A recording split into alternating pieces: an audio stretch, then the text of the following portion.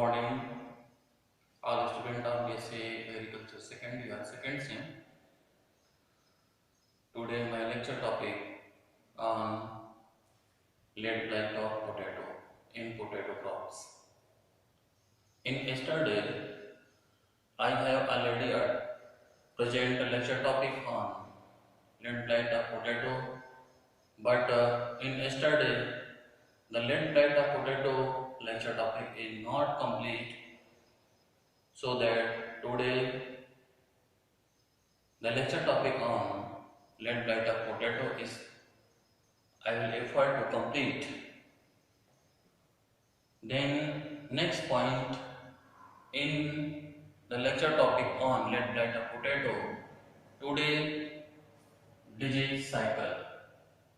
जैसा कि आप सभी लोगों को पता है कि कल के लेक्चर टॉपिक में मैं पोटैटो क्रॉप के अंतर्गत लेड ब्लाइट डिजीज का लैब क्लास आपके बीच में प्रेजेंट किया और जिसमें आपको एटियोलॉजी तक मैंने लाइव क्लास प्रेजेंट किया। आज के लेक्चर टॉपिक में उसके आगे एटियोलॉजी के बाद डिजीज साइकिल पे लेक्चर टॉपिक मैं लूँगा। जैसा आप सभी लोगों को पता है, the late blight of potato is a most important and serious disease in potato crop. They was first time reported in Ireland as an epiphytotic disease in 1843 to 45, also known as Irish famine. Due to this disease, 20 million people are dead to starvation. Then after some time the disease spread other countries, but in conditional the disease also appears in India like UP, Bihar, Punjab, Haryana, some part of Rajasthan, MP, Chhattisgarh, etc. The disease is caused by Phytophthora infestan. The Phytophthora infestan is a genus. They belong to subdivision Mastigomycotina, and they have vegetative structure like mycelium is sinusoidal, hyaline, generally produce inter or intracellularly inside the host cell and produce asexual spore called sporangia. The sporangial wall burst, they produce zoospore. And after sexual reproduction, like oospore, they are generally produced through the antheridium and ovonium by the sexual reproduction gametangial contact. तो यहाँ तक का concept आपको मैं कल के lecture में बताया था। आज के लेक्चर में डिजीज साइकिल की बात होगी। तो ये डिजीज साइकिल है।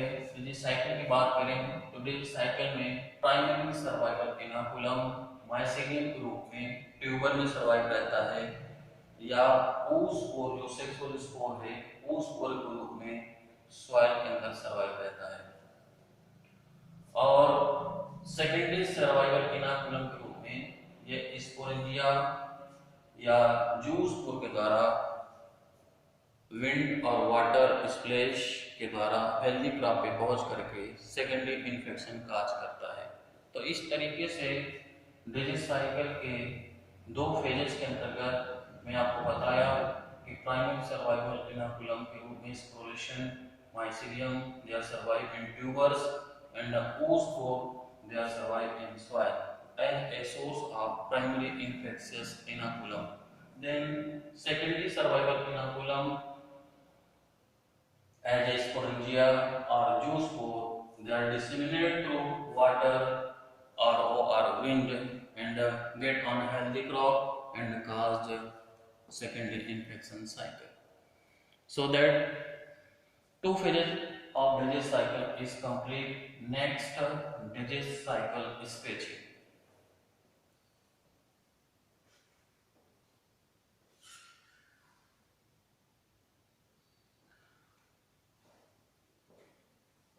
अगले पॉइंट पे आते हैं डिजीज साइकिल। ये अब डिजीज साइकिल कैसे चलता है, तो आपको पता है कि डिजीज साइकिल में एक्टिव फेज होता है और पैसिव फेज होता है। पैसिव फेज में माइसीलियम ट्यूबर के अंदर सर्वाइव होता है या ऊस और सॉइल के अंदर सर्वाइव होता है as a source of primary inoculum के रूप में। तो सबसे पहले डिजीज साइकिल माइसीलियम हम समझेंगे। माइसीलियम जो इन्फेक्शियस ट्यूबर में सर्वाइव रहते हैं, उस ट्यूबर को जैसे ही हम सोइल के लिए फील्ड में अप्लाई करते हैं, अप्लाई करने के बाद वो आफ्टर सोइंग के बाद ट्यूबर सीडलिंग प्रोड्यूस करता है और सीडलिंग प्रोड्यूस होने के बाद माइसीलियम एक्टिव हो जाता है। और जैसे ही माइसीलियम एक्टिव होता है, अगले स्टेज पे माइसीलियम सिस्टमैटिकली ग्रो करता है इनसाइड सीडलिंग और फिर अगले स्टेज में माइसीलियम जर्मिनेशन करता है। फिर अगले स्टेज में माइसीलियम के जर्मिनेशन के बाद वो होस्ट के अंदर इन्फेक्शन काज कर देता है। इन्फेक्शन काज करने के पश्चात उसमें सिम्टम दिखाई देने लगता है। इस तरीके से माइसीलियम के द्वारा ये इन्फेक्शन प्राइमरी इन्फेक्शन साइकिल कहलाता है। देन अगला है oospore, जो सॉइल के अंदर as a source of primary inoculum survive होता है।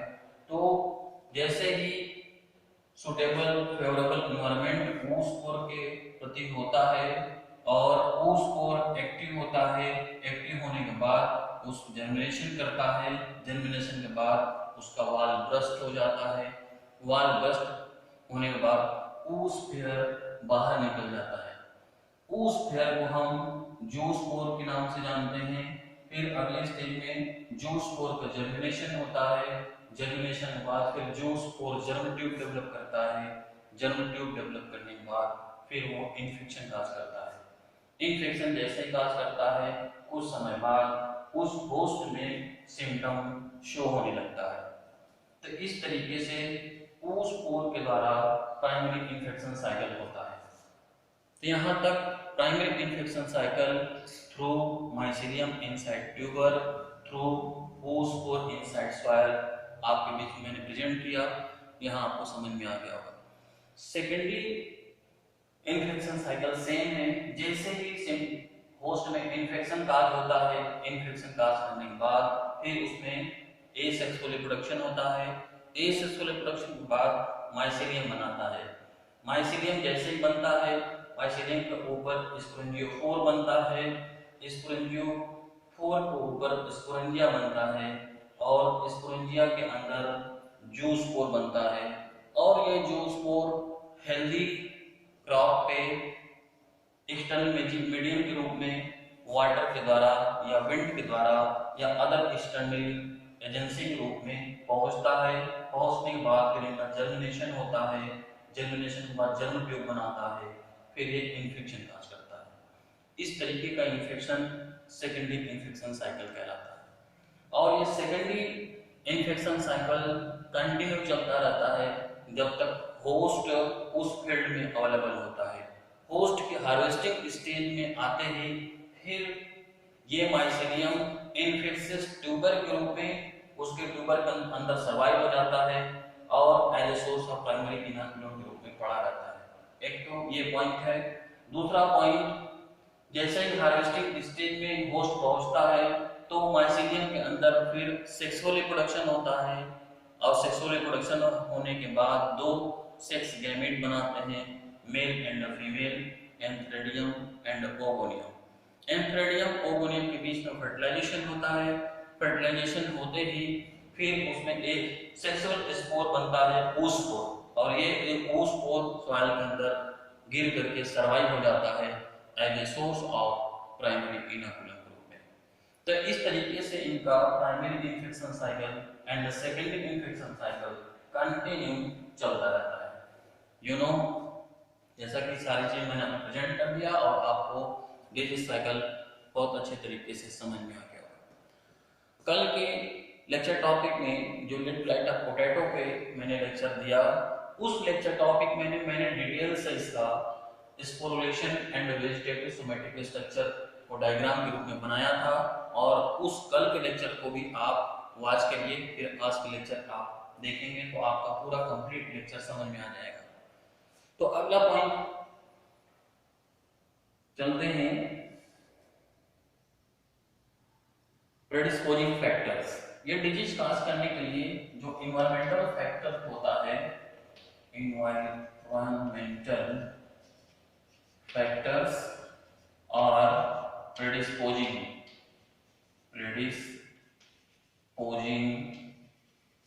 फैक्टर्स मींस इस डिजीज को काज करने के लिए इन्वायरमेंट में मॉइस्चर, ह्यूमिडिटी कितना होना चाहिए। तो इन environmental factors are favorable environmental predisposing factors, that is first in environment cool and moist condition is available, ठंडा और नमी एनवायरमेंट में होना जरूरी है। Second point number, relative humidity more than 90%, environment में ह्यूमिडिटी 90% को ऊपर होना चाहिए, with suitable temperature 12 to 24 centigrade, जो कि टेम्परेचर एनवायरमेंट में 12 से लेकर 24 सेंटीग्रेड होना चाहिए। तो इस तरीके से प्रेडिस्पोजिंग फैक्टर्स कंप्लीट। नेक्स्ट पॉइंट है management.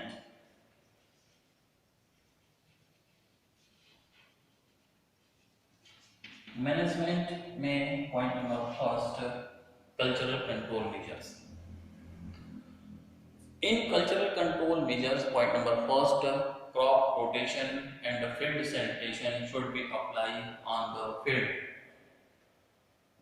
Crop rotation with non-sowing axis crop के साथ अप्लाई करना चाहिए, और सोइंग करने से पहले फील्ड की साफ सफाई करना जरूरी है। Point number second, before sowing deep summer plowing should be applied inside field whereas potato crop is grown. गर्मी के महीनों में near about May to June में गहरी जुताई करके मिट्टी को पलट देना चाहिए, और ताकि उसके अंदर उपस्थित सॉइल बॉर्न इनाकुलम लाइक पूस और सनलाइट को टच में आकर के किल कर जाए। नेक्स्ट पॉइंट है, around the main field wild host or alternative host should be removed and destroyed. Main field के अगल बगल वाइल्ड या अल्टरनेटिव होस्ट अगर पाए जाते हैं तो उनको उखाड़ देना चाहिए, उखाड़ करके उनको बाहर फेंक देना चाहिए, या तो उनको गड्ढा बना के दबा देना चाहिए। नेक्स्ट पॉइंट है डिले हार्वेस्टिंग। हार्वेस्टिंग में डिले करना चाहिए।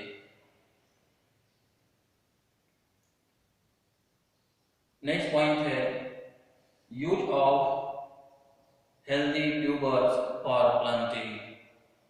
प्लांटिंग के लिए हेल्दी इन्फेक्शियस फ्री ट्यूबर का सिलेक्शन करना चाहिए। अगला पॉइंट है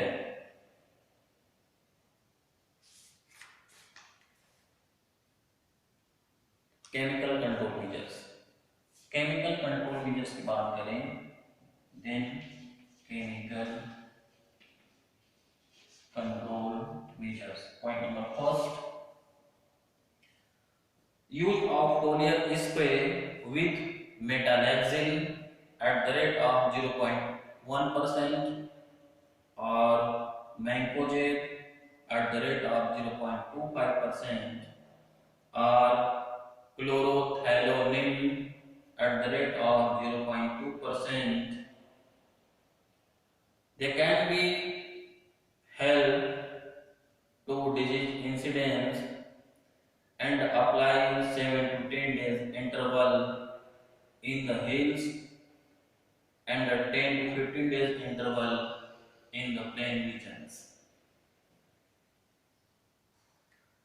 मेटालेक्सिल जो एक फंगिसाइड है, उसका अमाउंट 0.1% के रूप में, मैंकोजेन उसका अमाउंट 0.25% के रूप में, क्लोरोथेलोनिल उसका अमाउंट 0.2% के रूप में, अप्लाई फोलियर स्प्रे के रूप में अप्लाई करना चाहिए पहाड़ी एरिया में 7 से 10 दिन के अंतराल पे, और मैदानी भाग में 10 से 15 दिन के अंतराल पे इनका स्प्रे करना चाहिए। और ये लेड ब्लाइट ऑफ पोटैटो के रूप में बहुत ही इम्पोर्टेंट डिजीज इंसिडेंस के रूप में कारगर साबित होता है। नेक्स्ट पॉइंट है in chemical control measures, the tuber should be dipped in 0.2% metalaxyl solution for 30 minutes. जो ट्यूबर हम सेलेक्ट करते हैं सोइंग के लिए, उस ट्यूबर को हम 0.2% मेटालाइजल का सॉल्यूशन बनाते हैं और उस सॉल्यूशन में 30 मिनट के लिए डीप कर देते हैं, आधे घंटे के लिए। डीप करने के बाद फिर उसको हम बाहर निकालते हैं, बाहर निकालने के बाद हम सोइंग के लिए अप्लाई करते हैं। इसी तरह अगला पॉइंट है resistant variety।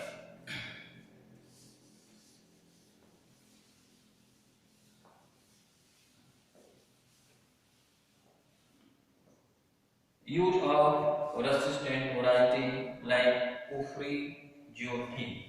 First, Kufri Jyoti, that is the most important resistant variety। Then second, Kufri Badshah, Kufri Badshah। Next, resistant variety Kufri Jeevan, Kufri Jeevan। Then last, Kufri Sherpa, last resistant variety Kufri Sherpa, Sherpa etc।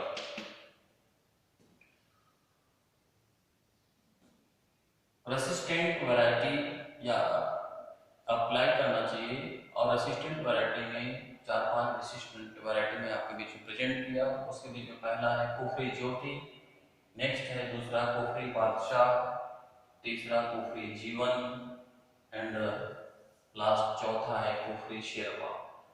ये 4 variety आपके बीच में मैंने lead blight of potato कैसे present किया, इसको आप note कर लीजिए, बहुत इंपॉर्टेंट है। So today lecture, my lecture topic on lead blight of potato finally finished. Next lecture topic on different crop disease also attend in tomorrow. So all students watch continue video, like class and comment, write in box. Any problem should be contact my contact numbers between 5 to 7 evening time. So thank you. That's all.